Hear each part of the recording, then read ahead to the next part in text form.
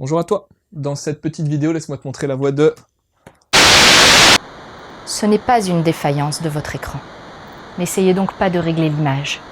Nous maîtrisons à présent toute retransmission. Nous avons besoin de vous, de toi.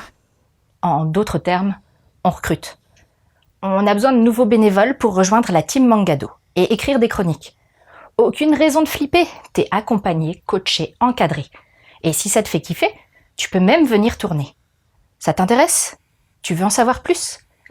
Écris à Loud sur l'adresse qui s'affiche. Bon, je te laisse reprendre ta vidéo. Samurai 8, la légende de Hachimaru. Et Hachi de Hachimaru, c'est 8 en japonais. Référence au 8 de Samurai 8. Voilà. Tu sais tout. Tu peux quitter la vidéo, c'est bon. Non, attends, je déconne.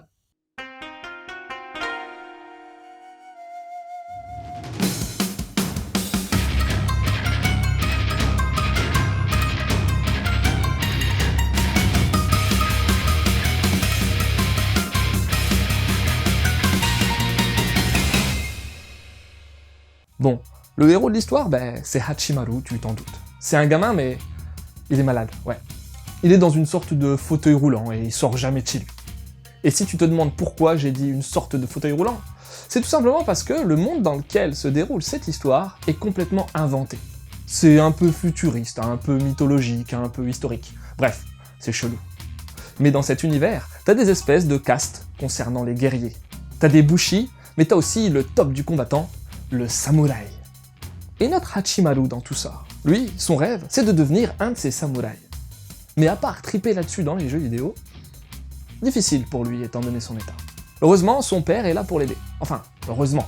Oui et non, car même si son paternel est là pour veiller au grain, il est souvent un peu trop présent et parfois ça le saoule. Bon, et comme tu peux t'en douter, un jour, un élément déclencheur va radicalement modifier la vie de Hachimaru. Il va faire la rencontre de Danuma, et il en deviendra le disciple. Car oui, Hachimaru est désormais un samouraï. Un vrai.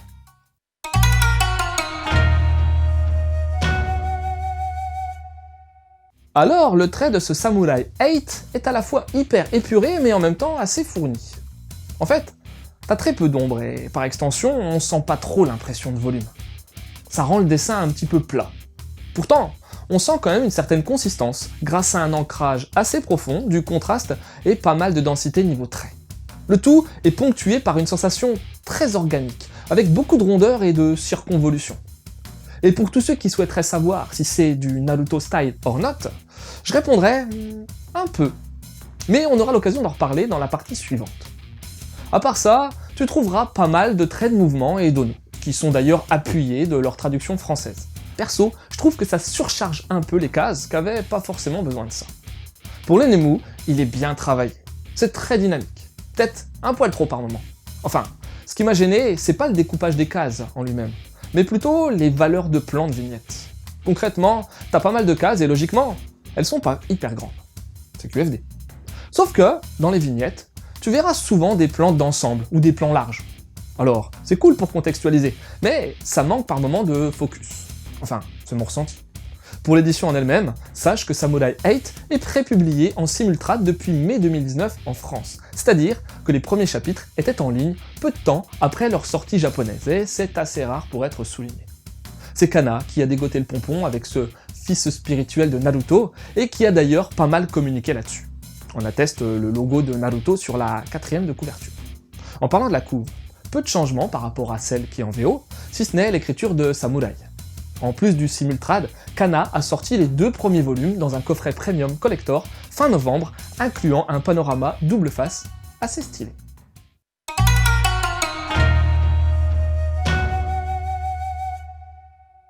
À la paternité de ce titre, t'as 2 personnes, Kishimoto Masashi, au scénario, et Okubo Akira, au dessin. Et juste pour être sûr que tu fasses pas la même confusion que moi au début, le dessin est d'Okubo Akira, et pas d'Okubo Atsushi. Rien à voir donc avec le créateur de Soul Eater, ou bien de Fire Force. Alors, Kishimoto Masashi, je pense que tu connais. C'est lui le créateur du célèbre ninja orangé, Naruto.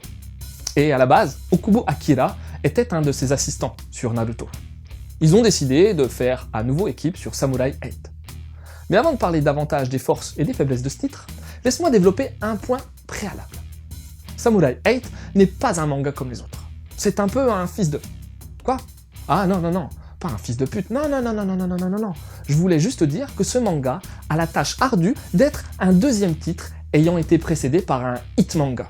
En clair, Samurai 8 ne sera pas objectivement jugé en tant que manga. Il y aura toujours l'ombre de Naruto qui planera derrière lui. Ça me rappelle un peu lorsque Bito X est sorti. D'ailleurs, tu connais peut-être même pas Bito X, c'est pas vrai? Et pourtant, c'est le manga de Kurumada Masami ayant succédé à Saint Seiya. Bref, tout ça pour te dire que je tenterai d'être le plus objectif possible, même si, forcément, il y aura toujours une comparaison plus ou moins consciente avec Naruto, qui est même voulu par la Shueisha et le Shonen Jump, puisque t'as eu pas mal de teasing en amont de ce titre. Mais bon, c'est bien beau tout ça, mais Samurai 8 volume 1, c'est comment? Mais honnêtement, j'ai été décontenancé. Bon, connaissant un peu Kishimoto Masashi, par le biais du manga Naruto, et avec le titre Samurai 8, je me doutais bien qu'on retrouverait un univers un peu hybride, mixant histoire, légendes japonaises et univers pseudo-futuriste, tout du moins fictif. Non pas que ce type d'univers me déplaise, mais faut l'asseoir correctement, et ce, dès le début. Et là, force est de constater que j'ai trouvé ça un petit peu brouillon. Ça part dans tous les sens dès le début, et j'ai eu pas mal de difficultés à comprendre les tenants et les aboutissants du récit. Rassure-toi, au fil du volume, on commence à cerner le truc. N'empêche que. Sinon, tu sens tout de suite poindre plusieurs couches narratives, comme la relation père-fils, qui sera pas mal mise en avant au début, tout comme l'émancipation. Ouais, Hachimaru fait un peu hikikomori au début de l'histoire. En gros, il reste constamment chez lui. Bon, c'est plus par obligation que par nécessité, mais voilà. Tu sens le gros geek gamer qui fait que jouer en lui. Au fil des rencontres, il va comprendre l'aspect hiérarchique du monde qui l'entoure, symbolisé par les samouraïs, mais aussi par les holders, des sortes d'animaux mecha qui vont aider les combattants. Après, t'as aussi le destin de l'univers qui est en jeu, et aussi les princesses qui sont liées aux samouraïs. Et comme le tout est porté par des valeurs typées Bushido, comme par exemple tomber 7 fois pour se relever 8, de prime abord, ça donne un assez gros foutoir au démarrage. Aspect bordélique encore plus marqué par le design très organique du titre. Au final, j'ai pas vraiment été séduit par l'entrée en matière de Samurai 8, que j'ai trouvé trop brouillon et trop rapide.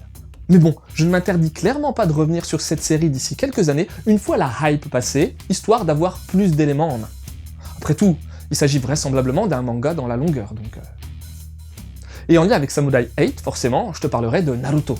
Enfin, te parler de... Est-ce vraiment besoin que je développe? Des ninjas, un monde hybride, des ramen, bref, Naruto. Ensuite, si tu veux une meilleure idée de l'époque des samouraïs, il y a plein de titres sur le sujet. N'empêche que Vagabond, d'Inoue Takehiko est une véritable tuerie. Il sera question de Musashi Miyamoto, le plus célèbre des samouraïs.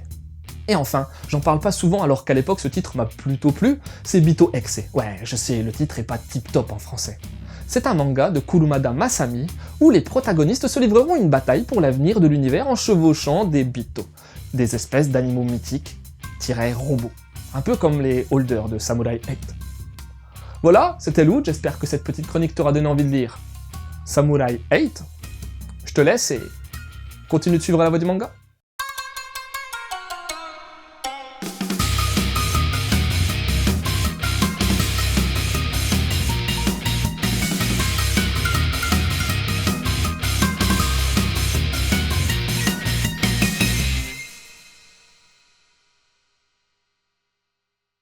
Alors franchement, entre Samurai 8, Samurai Deeper Kyo, Samurai Bamboo, Samurai Champloo, Samurai Usagi, Afro Samurai, t'as le choix, pas vrai? T'as même les Samurai Pizza Cats, quoi. Bon, eux, à la base, c'est des ninjas, mais Judo Boy faisait bien du karaté, alors